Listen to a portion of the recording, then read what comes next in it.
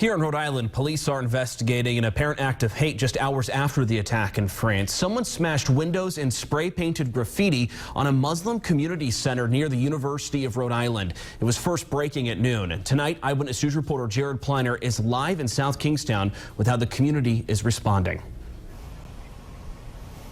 Steve, well, as you can see, the graffiti, which was in red, has been covered up. They did a pretty good job with this, and these windows that were damaged have been boarded up. And if there's any indication, a woman felt so terribly about what had happened, she left these flowers, and it speaks to the outpouring of support among different faiths and from public officials that mosque leaders have told us about.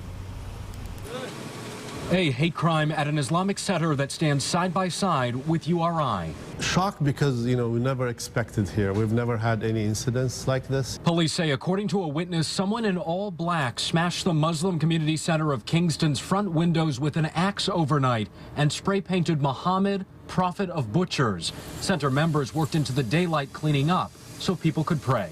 We know this is isolated and we are not afraid.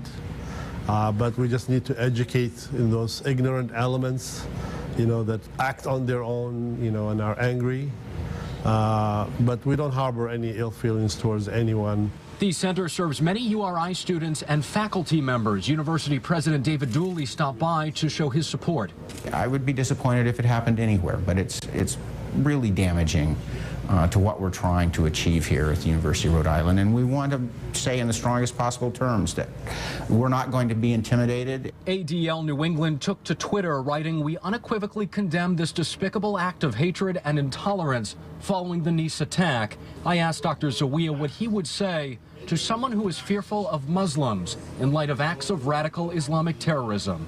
Get to know us. We are just members of Rhode Island like everybody else. We are workers, physicians, teachers, nurses. If we see anything that we think is going to endanger our neighbors, we'll be the first ones to take action.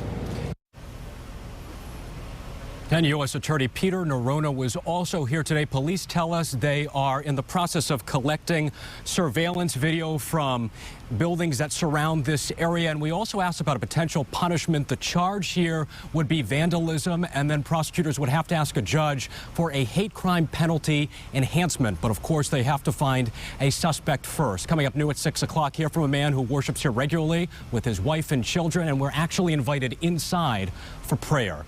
Live with the Mobile Newsroom tonight, I'm Jared Pliner, Eyewitness News.